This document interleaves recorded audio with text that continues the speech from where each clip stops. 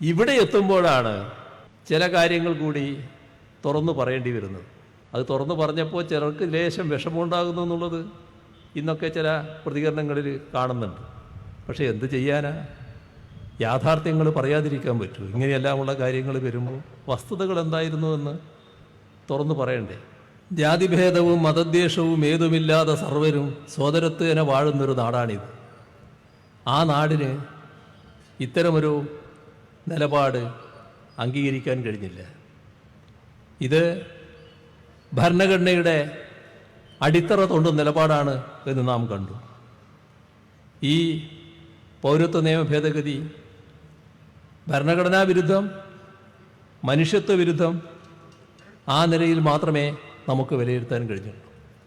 അതുകൊണ്ട് തന്നെ അർത്ഥശങ്കക്കിടയില്ലാതെ നാം കേരളം ഒരേ സ്വരത്തിൽ ആ ഘട്ടത്തിൽ പറഞ്ഞു, പൗരത്വ നിയമ ഭേദഗതി, ദേശീയ പൗരത്വ രജിസ്റ്റർ, ദേശീയ ജനസംഖ്യാ രജിസ്റ്റർ, ഇതൊന്നും ഈ കേരളത്തിൽ നടപ്പാക്കില്ല. കൃത്യമായി തന്നെ പറഞ്ഞു. കാരണം നമ്മുടെ ഭരണഘടനയ്ക്കെതിരായ നീക്കമാണിത്. ഇത്തരമൊരു പ്രഖ്യാപനം നടത്താൻ നമ്മുടെ സംസ്ഥാനത്തിനാണ് ആദ്യമേ തന്നെ കഴിഞ്ഞത്. അധികം കാത്തു നിൽക്കേണ്ടി വന്നില്ല ഇതിലുള്ള നമ്മുടെ നിലപാട് വ്യക്തമാക്കാൻ. ഇതിൽ നാം സ്വീകരിച്ച നടപടികൾ ആദ്യമേ തന്നെ ശ്രദ്ധിച്ചൊരു കാര്യം, ഇതുപോലൊരു കാര്യത്തിൽ എല്ലാവരും ഒരുമിച്ച് നിന്ന് പ്രതിഷേധിക്കണമെന്നായിരുന്നു. അതിൻ്റെ ഭാഗമായി ആ ഘട്ടത്തിൽ തിരുവനന്തപുരത്ത് പാളയം രക്തസാക്ഷി മണ്ഡപത്തിൽ എല്ലാവരും പങ്കെടുത്തുകൊണ്ടുള്ള പ്രതിഷേധ സംഗമം നടന്നു. അതിൽ കേരളത്തിലെ പ്രതിപക്ഷവുമുണ്ടായി, എല്ലാവരുമുണ്ടായി. കേരളത്തിൻ്റെ എല്ലാ വിഭാഗങ്ങളും അതിനകത്ത് പങ്കെടുത്തു. ഇവിടെ നമ്മുടെ വികാരം ഒരേ സ്വരത്തിൽ പ്രകടിപ്പിക്കുകയായിരുന്നു. അതിൻ്റെ തുടർച്ചയായാണ് ഭരണഘടനാ സംരക്ഷണ യോഗങ്ങൾ വിവിധ സ്ഥലങ്ങളിൽ സംഘടിപ്പിച്ചത്. നാം ഇതിലൂടെ ഉറക്കെ പ്രഖ്യാപിക്കുകയായിരുന്നു, RSS അജണ്ട ഇവിടെ നടപ്പാകില്ല എന്നത്. സർവകക്ഷി യോഗം അതിനെ തുറന്നു നടന്നു. അവിടെയും നാം നിർത്തിയില്ല. പ്രത്യേക നിയമസഭാ സമ്മേളനം വിളിച്ചു. ആ നിയമസഭാ സമ്മേളനത്തിന് മുന്നിൽ പൗരത്വ നിയമ ഭേദഗതി പിൻവലിക്കണം എന്ന പ്രമേയം അവതരിപ്പിച്ചു. ഏകണ്ഠമായി നിയമസഭ അംഗീകരിച്ചു. രാജ്യത്തെ അത്തരമൊരു പ്രമേയം അംഗീകരിച്ച ആദ്യ നിയമസഭ കേരള നിയമസഭയാണ് എന്നും പറഞ്ഞു. അതോടൊപ്പം തന്നെ രാജ്യത്ത് BJP ഇതര മുഖ്യമന്ത്രിമാർ ധാരാളമുണ്ടല്ലോ.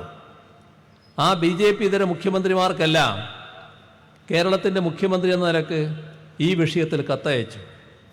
ഒന്നിച്ചു നിൽക്കേണ്ടതിൻ്റെ പ്രാധാന്യം, ഇതിനെ എതിർക്കേണ്ടതിൻ്റെ ആവശ്യകത എല്ലാം വ്യക്തമാക്കിക്കൊണ്ടുള്ള കത്ത്. ഇവിടെയും നാം നിർത്തിയില്ല. ഇതൊരു നിയമമാക്കിയ സാഹചര്യത്തിൽ അത് ഭരണഘടനാ വിരുദ്ധമായ നിയമമായതുകൊണ്ട് ആ ഭരണഘടനാ വിരുദ്ധമായ കാര്യങ്ങൾ ചൂണ്ടിക്കാണിച്ചുകൊണ്ട് ബഹുമാനപ്പെട്ട സുപ്രീം കോടതിയുടെ മുൻപാകെ സ്യൂട്ട് ഫയൽ ചെയ്യാൻ സർക്കാർ തീരുമാനിച്ചു. സ്യൂട്ട് ഫയൽ ചെയ്തു. ഇതെല്ലാം സ്വീകരിച്ച ആദ്യ സംസ്ഥാനമായിരുന്നു നമ്മുടെ കേരളം. നിങ്ങളിൽ പലരും മറ്റൊരു പരിപാടിയിൽ പങ്കെടുത്തു. മഞ്ചേശ്വരം മുതൽ പാറശാല വരെ LDFിൻ്റെ നേതൃത്വത്തിൽ സംഘടിപ്പിച്ച മനുഷ്യച്ചങ്ങല, അതിൽ പങ്കെടുത്ത പലരും ഈ പരിപാടിയിൽ ഉണ്ടാകും. ഇതെല്ലാം എന്തിനാണ്?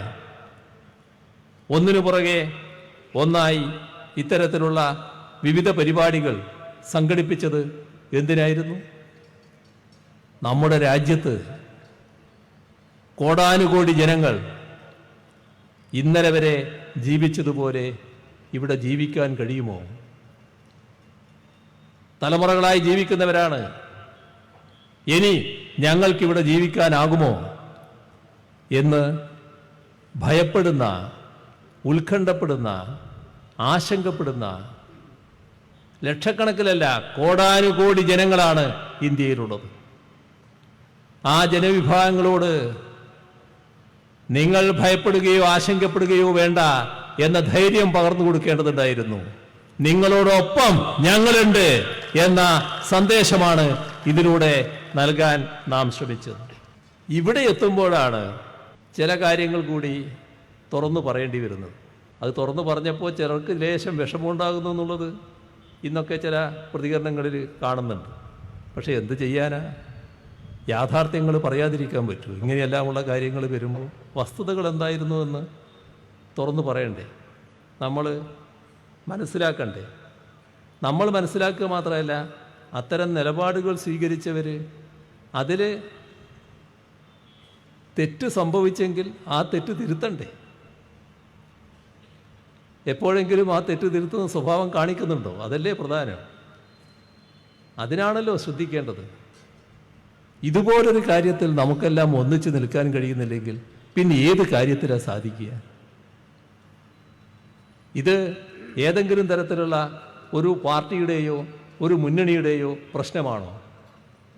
നമ്മുടെ നാടിൻ്റെ പ്രശ്നമല്ലേ? മനുഷ്യൻ എന്ന രീതിയിലേ നാം കാണേണ്ടത്. എല്ലാവരെയും സമഭാവേന കാണാൻ നമുക്ക് കഴിയണ്ടേ? അത് കഴിഞ്ഞോ? അതിൻ്റെ ചില ഉദാഹരണങ്ങൾ ചൂണ്ടിക്കാണിക്കേണ്ടി വരികയാണ്. നേരത്തെ നാം കണ്ടു, എല്ലാം ഒന്നിച്ചാണ്, എല്ലാവരും ഒന്നിച്ചാണ്, ഒരേ മനസ്സോടെയാണ് പ്രതികരിക്കാൻ നിന്നത്. അതിൻ്റെ ഭാഗമായി രക്തസാക്ഷി മണ്ഡപത്തിൽ പ്രതിഷേധ സംഗമം, സർവകക്ഷി യോഗം, നിയമസഭാ സമ്മേളനം, പ്രമേയം ഏകണ്ഠമായി അംഗീകരിക്കൽ, എല്ലാം ഒരേ മനസ്സോടെ.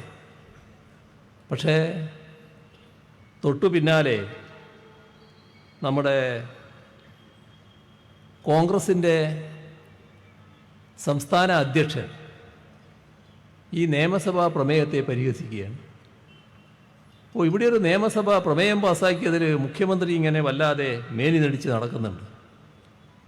ഒരു നിയമസഭാ പ്രമേയം പാസ്സാക്കിയത് കൊണ്ട് കേന്ദ്രം പാസ്സാക്കിയ നിയമം ഇല്ലാതാകില്ല. എന്താണത്? ഇവിടെ കോൺഗ്രസിൻ്റെ സംസ്ഥാന അധ്യക്ഷനാണല്ലോ ഇത് പറയുന്നത്. സൂര്യൻ അസ്തമിക്കാത്ത ബ്രിട്ടീഷ് സാമ്രാജ്യത്തിനെതിരെ സമരം നടത്തിയ നമ്മുടെ ദേശീയ പ്രസ്ഥാനം, അതിൽ ഫലപ്രദമായ പങ്കുവഹിച്ചൊരു പ്രസ്ഥാനമാണല്ലോ കോൺഗ്രസ്, മഹാത്മാഗാന്ധിജിയുടെ നേതൃത്വത്തിൽ. ആ മഹാത്മാഗാന്ധിയുടെ നേതൃത്വത്തിൽ ഏതെല്ലാം തരത്തിലുള്ള സമരമുറകൾ നടന്നിട്ടുണ്ട്. ഈ യോഗം കോഴിക്കോട് കടപ്പുറത്ത് വെച്ച് നടക്കുമ്പോൾ ഞാൻ അവിടെ ചോദിക്കേണ്ടായി, ഈ കടപ്പുറത്ത് ഉപ്പ് കുറുക്കൽ നടന്നു. നമ്മുടെ സ്വാതന്ത്ര്യ സമര പ്രസ്ഥാനത്തിൻ്റെ ഏറ്റവും പ്രധാനപ്പെട്ട ഏടാണത്. ഉപ്പ് കുറുക്കിക്കൊണ്ട് ബ്രിട്ടീഷുകാരൻ പോകുമോ എന്നാരെങ്കിലും ചോദിച്ചാൽ എന്താ അന്നതിന് മറുപടി പറയും? ഇതുപോലുള്ള ആളുകൾ ചോദിച്ചാൽ ആ ഉപ്പ് കുറുക്കുന്നതിന് നേതൃത്വം കൊടുത്ത ദേശീയ പ്രസ്ഥാനത്തിൻ്റെ പാരമ്പര്യം അവകാശപ്പെടുന്ന ഇവിടുത്തെ കോൺഗ്രസിൻ്റെ അധ്യക്ഷൻ ഒരു പ്രതിഷേധ രൂപത്തെ, ഒരു പ്രതിരോധ രൂപത്തെ ഇതുപോലെ ആക്ഷേപിച്ചതിന് അർത്ഥമെന്താണ്? ചരിത്ര വസ്തുതകൾ നിഷേധിക്കലല്ലേ? ചരിത്രത്തിൽ എന്തെല്ലാം സംഭവങ്ങൾ, ഞാനതിലേക്കൊന്നും ഇപ്പോൾ പോകുന്നില്ല, ഏതെല്ലാം തരത്തിലുള്ള സംഭവങ്ങൾ. അന്നത്തെ ഓരോ ചരിത്രഭാഗവും നമ്മൾ പരിശോധിച്ചാൽ ഭരണാധികാരികൾ കടുംപിടുത്തത്തിൽ നിന്ന ഒരുപാട് സംഭവങ്ങളിൽ മാറ്റങ്ങൾ വരുത്തിയില്ലേ ജനങ്ങളുടെ പ്രതിഷേധത്തിൻ്റെ ഭാഗമായി? അതല്ലേ ലോകത്തിൻ്റെ അനുഭവം, നമ്മുടെ രാജ്യത്തിൻ്റെ അനുഭവം. ഇവിടെ പരിഹസിക്കാനാണ് കോൺഗ്രസിൻ്റെ അധ്യക്ഷൻ തയ്യാറായി. മാത്രമല്ല, യോജിച്ച പ്രക്ഷോഭത്തിന് ഞങ്ങളില്ല എന്ന നിലപാടെടുത്തു. യോജിച്ച പ്രക്ഷോഭത്തിന് തയ്യാറായി യോജിച്ച പ്രക്ഷോഭം നടത്തി ഒരറ്റം വരെ പോയി. നേരത്തെ പറഞ്ഞ കാര്യങ്ങളെല്ലാം നടന്നു. അത്രയെല്ലാം കാര്യങ്ങൾ നടന്നിട്ട് ഒരു ദേശീയ പാർട്ടിയുടെ സംസ്ഥാന ഘടകം ഇനി ഞങ്ങൾ യോജിച്ച പ്രക്ഷോഭത്തിനേ ഇല്ല എന്ന് പറഞ്ഞുകൊണ്ട് പിൻവലിയണമെങ്കിൽ അതിന് തക്കതായ കാരണം വേണ്ടേ? ഞങ്ങളെ ആരെയും കുറ്റപ്പെടുത്തിയിട്ടില്ല കേട്ടോ. ഞങ്ങൾ ഏതെങ്കിലും തരത്തിൽ തെറ്റായ സമീപനം സ്വീകരിച്ചു, അതിൻ്റെ ഭാഗമായി ഇനി ഞങ്ങൾ ഇവരുമായിട്ട് യോജിക്കുന്നില്ല എന്നൊന്നും ആരും പറഞ്ഞിട്ടില്ല, ഇതേവരെ പറഞ്ഞിട്ടില്ല. അപ്പോൾ എന്താ കാര്യം? അത് വ്യക്തമാണ്. നിങ്ങളെന്തിന് ഇത്തരമൊരു പ്രതിഷേധ പരിപാടിയിൽ പങ്കെടുത്തു എന്ന ചോദ്യം അവരുടെ നേരെ വന്നിട്ടുണ്ടാകാം. ആരിൽ നിന്ന്? കോൺഗ്രസിന്റെ അഖിലേന്ത്യാ നേതൃത്വത്തിൽ നിന്ന്. അല്ലാതെ വരുമോ ഇങ്ങനെ? കാരണം പ്രതിപക്ഷ നേതാവടക്കല്ലേ ആ പ്രതിഷേധ സംഗമത്തിൽ പങ്കെടുത്തിരുന്നത്. പ്രതിപക്ഷ നേതാവടക്കമുള്ള കോൺഗ്രസിന്റെ വലിയ നിര ഇരുന്നു കൊണ്ടല്ലേ ഞങ്ങൾ നിയമസഭയിൽ പ്രമേയം അംഗീകരിച്ചത്, യോജിപ്പോടെ അംഗീകരിച്ചത്. ഇപ്പോൾ പാർട്ടി എന്ന നിലക്കുള്ള വിലക്ക് അവർക്ക് വന്നു എന്നാണ് അനുമാനിക്കേണ്ടത്. സാധാരണഗതിയിൽ ഒരു രാഷ്ട്രീയ പ്രവർത്തകൻ എന്ന നിലക്ക് എനിക്ക് അനുമാനിക്കാൻ കഴിയുന്ന ഒരു കാര്യം അതാണ്. ഇവിടെ ഇതുമായി ബന്ധപ്പെട്ട് നാം ചിന്തിക്കേണ്ട ഒരു കാര്യം, ആ പ്രക്ഷോഭത്തിൽ പങ്കെടുത്ത കോൺഗ്രസ്സുകാർക്കെതിരെ നടപടിയെടുത്തില്ലേ ഇവര്? ഇതിനുശേഷം പ്രക്ഷോഭത്തിൽ പങ്കെടുക്കാൻ തയ്യാറായ കോൺഗ്രസ്സുകാർക്കെതിരെ നടപടിയാണ്. ഇപ്പോ പാർലമെന്റിൽ ഈ നിയമം ഡിസംബർ 2-ാം വാരത്തിലാണ് പാസാക്കുന്നത്. രാജ്യത്താകെ പ്രതിഷേധം വന്നു. ഇതിനെതിരെ വിവിധ പ്രതിഷേധ പരിപാടികൾ. അതിൽ ഡിസംബർ 10 പ്രത്യേകം ശ്രദ്ധിക്കേണ്ട ഒരു ദിവസമാണ്. രാജ്യമാകെ തെരുവിലിറങ്ങി പ്രതിഷേധമായിരുന്നു. ആ ദിവസം നമ്മുടെ ഇവിടുന്നുള്ള ഒരുപാട് MP-മാർ കോൺഗ്രസിലും UDF-ലും പെട്ടവരാണല്ലോ.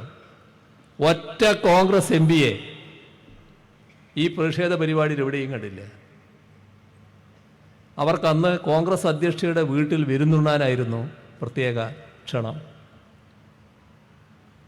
അതായിരുന്നു അവർക്ക് പ്രാധാന്യം. അതേസമയം രാഹുൽ ഗാന്ധി വിദേശത്തായിരുന്നു.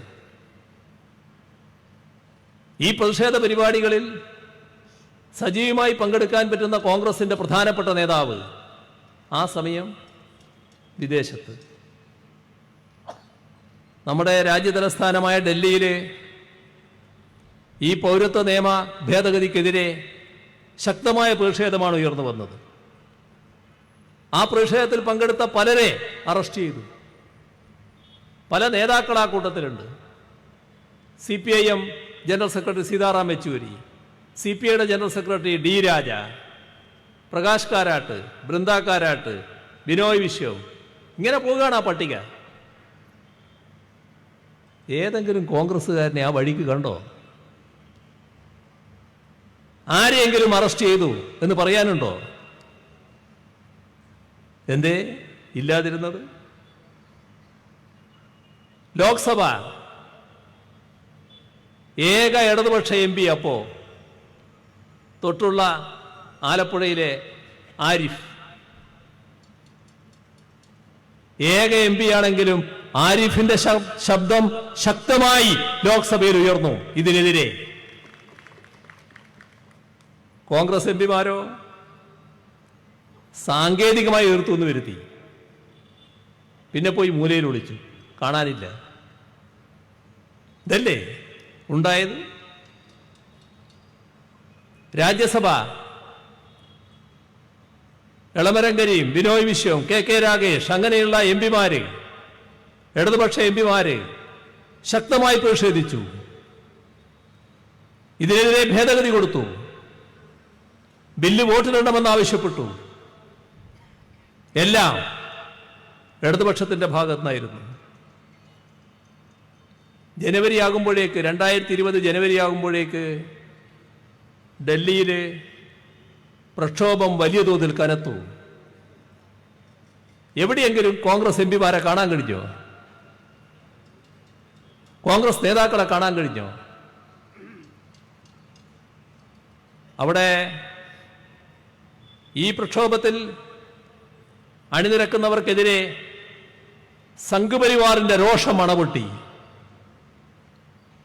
വടക്ക് കിഴക്കൻ ഡൽഹിയിൽ കലാപം നടന്നു. 53 പേരാണ് കൊല ചെയ്യപ്പെട്ടത്. നിരവധി പേരെ കാണാതായി. നൂറുകണക്കിന് ആളുകൾക്ക് പരിക്ക്.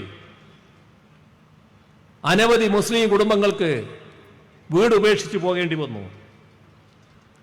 മുസ്ലിം വീടുകള്, കടകള്, സ്ഥാപനങ്ങള്, ആരാധനാലയങ്ങള് എല്ലാം ആക്രമിക്കപ്പെടുന്ന അവസ്ഥയുണ്ടായി. എന്താ പ്രശ്നം? നിങ്ങൾ പൗരത്വ നിയമ ഭേദഗതിക്കെതിരെ പ്രക്ഷോഭം നടത്തുവോ? സംഘപരിവാറിന്റെ ചോദ്യം. അവർക്ക് നേരെ സംഘപരിവാർ ആക്രമണം. കേന്ദ്ര സർക്കാർ മൗനാനുവാദം. ആ ഘട്ടത്തിലെല്ലാം അത്തരം പ്രദേശങ്ങളിൽ ഇടപെട്ടത് ഇടതുപക്ഷ നേതാക്കളും ഇടതുപക്ഷത്തുള്ള എംപിമാരുമാണ്. സാധാരണ ഇത്തരമൊരു കലാപമൊക്കെ നടന്നാൽ ഇരകൾക്കാണ് സുരക്ഷ നൽകേണ്ടത്. പക്ഷേ ഇവിടെ ആ നിലയല്ല സ്വീകരിച്ചത്. അപ്പോൾ ഇടതുപക്ഷം ശക്തമായി ആവശ്യപ്പെട്ടു, കലാപത്തിനിരയായവർക്ക് സുരക്ഷ നൽകണം, നിഷ്പക്ഷമായ അന്വേഷണം വേണം. ആ സമയത്ത് പ്രസിദ്ധമായ സർവകലാശാല, ജാമിയ മിലിയ സർവകലാശാല, അവിടെ പൗരത്വ നിയമ ഭേദഗതിക്കെതിരെ പ്രക്ഷോഭം നടത്തിയ വിദ്യാർത്ഥികൾ. ആ വിദ്യാർത്ഥികൾക്ക് നേരെ പോലീസ് വേട്ട. ആ വിദ്യാർത്ഥി വേട്ടയിൽ പ്രതിഷേധിച്ചുകൊണ്ട് ഷഹീൻ ബാഗിലെ സമരം നടന്നു. ആ സമരത്തിന് നേരെ സാമൂഹ്യ വിരുദ്ധരുടെ ആക്രമണം. ആ ഘട്ടത്തിലും പോലീസിന്റെ മൗനാനുവാദം. അവിടെയും ഇടതുപക്ഷ നേതാക്കൾ ഓടിയെത്തി.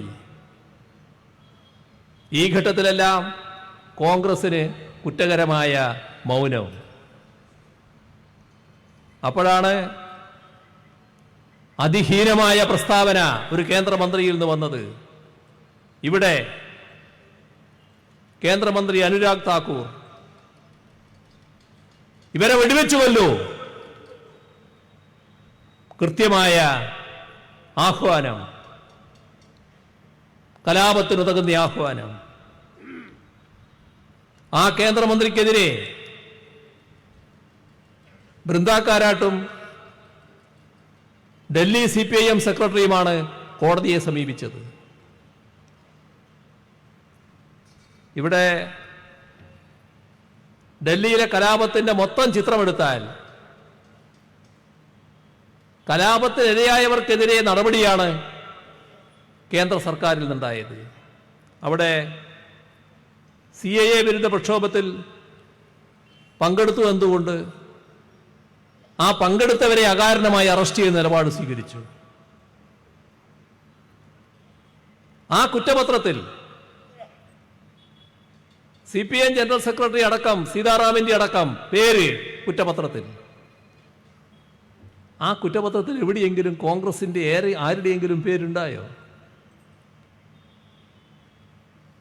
ഇതാണ് നമ്മുടെ രാജ്യത്തിൻ്റെ അനുഭവം.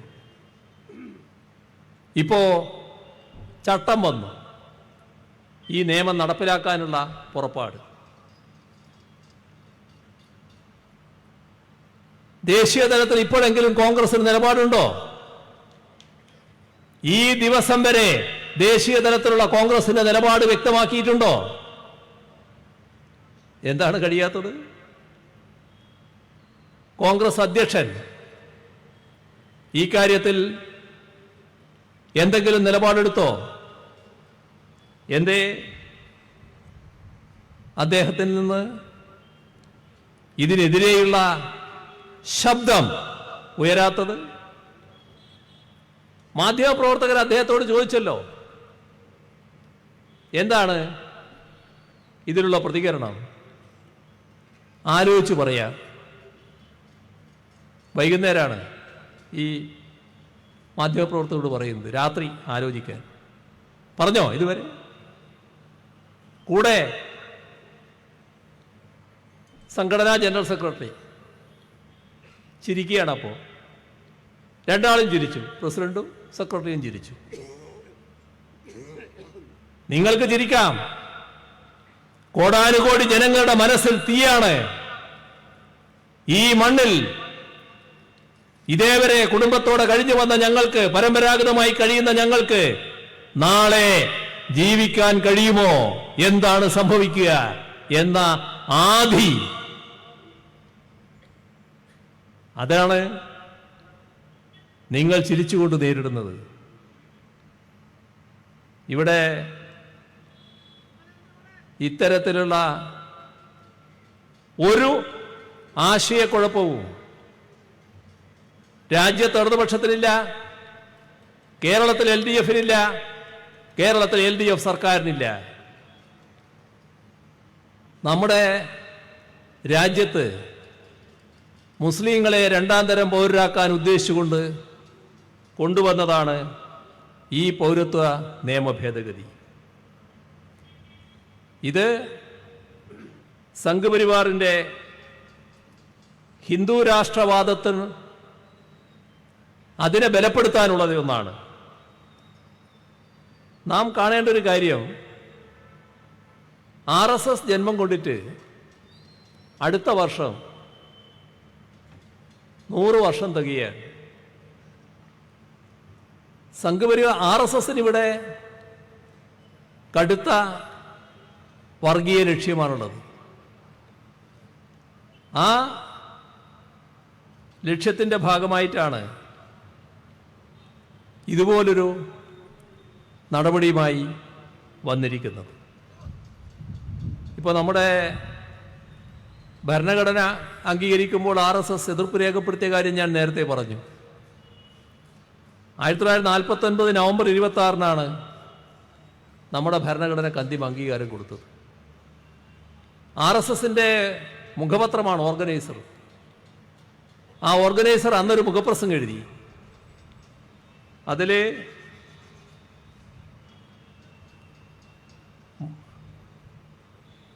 പറഞ്ഞ കാര്യം, ഭരണഘടനയിൽ പ്രാചീന ഭാരതത്തിലെ അനന്യമായ ഭരണഘടനാ വികാസത്തെക്കുറിച്ച് പരാമർശമൊന്നുമില്ല. ഏതാ കാര്യം എന്നറിയോ? മനുവിൻ്റെ നിയമങ്ങൾ. ആ നിയമങ്ങൾ സ്പാർട്ടയിലെ ലൈക്കർഗസിനും പേർഷ്യയിലെ സോളനും മുൻപുള്ളതാണ്. ഓർഗനൈസർ പറയാൻ ഈ ദിവസം വരെയും മനുസ്മൃതിയിലെ നിയമങ്ങൾ ലോകത്തിൻ്റെ മുഴുവൻ പ്രശംസക്ക് പാത്രമായി. എന്നാൽ നമ്മുടെ ഭരണഘടനാ പണ്ഡിതർക്ക് ഒന്നുമല്ലായിരുന്നു. ഇതാണ് ഓർഗനൈസർ പറഞ്ഞു വെച്ചത്. മനുവിൻ്റെ നിയമം ഇതിന് പകരം വേണമെന്നാണ്. സവർക്കർ ഉറപ്പിച്ച് തന്നെ പറഞ്ഞു, മനുസ്മൃതി തന്നെയാണ് ഹിന്ദു നിയമം. അതാണ് സവർക്കറുടെ പ്രതികരണത്തിൻ്റെ സത്ത. ദീൻദയാൽ ഉപാധ്യായ, ഇത് പാശ്ചാത്യരെ അനുകരിച്ചുള്ള ഭരണഘടനയാണ്. ഈ ഭരണഘടന വ്യക്തികളും സമൂഹവും തമ്മിലുള്ള ബന്ധം സംബന്ധിച്ച ഇന്ത്യൻ ധാരണകളിൽ നിന്ന് തീർത്തും വേർപിരിഞ്ഞുള്ളതാണ്. ഇവിടെ ഒരു കാര്യം പ്രത്യേകം നാം ശ്രദ്ധിക്കണം. ഇപ്പോൾ മുസ്ലിമിനെയാണ് ലക്ഷ്യമിട്ടിട്ടുള്ളത്. പക്ഷെ കഴിഞ്ഞ ദിവസം വളരെ ശ്രദ്ധേയമായ ഒരു മുഖപ്രസംഗം ക്രൈസ്തവ സഭയുടെ സത്യദീപത്തിൽ വരികയുണ്ടായി. അത് ഏക സിവിൽ കോഡിനെ കുറിച്ചായിരുന്നു. സത്യദീപം പറഞ്ഞു, ഏക സിവിൽ കോഡ് എന്ന് പറയുന്നത് മുസ്ലിമിനെതിരെയുള്ളത് മാത്രമല്ല, നമ്മുടെ രാജ്യത്തിൻ്റെ നാനാത്വത്തെ ഹനിക്കുന്നതാണത്. വിവിധ വിഭാഗങ്ങൾക്ക് വിവിധ രീതിയിലുള്ള വ്യക്തി നിയമങ്ങളും കാര്യങ്ങളുമുണ്ട്. അതിനെല്ലാം ഹനിക്കും വിധമാണിത് വന്നിട്ടുള്ളത്. തീർത്തും വസ്തുതാപരമായ ഒരു വിമർശനമാണ് സത്യദീപം ഉന്നയിച്ചത്. ഈ പറയുന്ന പൗരത്വ നിയമ ഭേദഗതി സംഘപരിവാറിൻ്റെ വർഗീയ ലക്ഷ്യങ്ങളിലേക്കുള്ള പാലമാണ് എന്ന് നാം കാണണം. ഭരണഘടന ഉറപ്പു നൽകുന്ന ന്യൂനപക്ഷങ്ങളുടെ അവകാശങ്ങളുണ്ട്. ഇപ്പോൾ അതിൽ മുസ്ലിങ്ങളുടെ പൗരാവകാശങ്ങൾ എടുത്തു കളയാനുള്ള ടൂളുകളായാണ് സംഘപരിവാർ, പൗരത്വ നിയമ ഭേദഗതി, ദേശീയ പൗരത്വ രജിസ്റ്റർ, ദേശീയ ജനസംഖ്യാ രജിസ്റ്റർ എല്ലാം കാണുന്നത്. ഇവിടെ സംഘപരിവാറിൻ്റെ വർഗീയ ലക്ഷ്യങ്ങൾക്കെതിരെയുള്ള പോരാട്ടം കൂടുതൽ കനത്ത രീതിയിൽ വരേണ്ടതായിട്ടുണ്ട്. ആ പോരാട്ടത്തിൽ ജനങ്ങൾക്കാകെ വിശ്വസിക്കാൻ കഴിയുന്ന രാഷ്ട്രീയവും സമീപനവും രാജ്യത്ത് ഇടതുപക്ഷത്തിൻ്റേതും കേരളത്തിൽ LDF-ൻ്റേതുമാണ്. LDF സർക്കാർ ഈ പ്രക്ഷോഭത്തിൻ്റെ മുൻനിരയിൽ തന്നെ ഉണ്ടാകും എന്ന് വ്യക്തമാക്കാൻ ഈ അവസരം ഉപയോഗിക്കട്ടെ. എന്ത് ത്യാഗം സഹിച്ചും പോരാട്ടം തുടരും. ഇതിനു മുന്നിൽ മുട്ടുമടക്കുന്ന പ്രശ്നമേയില്ല, നിശബ്ദരാകുകയുമില്ല. കൂടുതൽ കാര്യങ്ങളിലേക്ക് ഞാൻ കടക്കുന്നില്ല. അവസാനിപ്പിക്കുന്നു. നിങ്ങൾക്കെൻ്റെ സ്നേഹാഭിവാദനങ്ങൾ.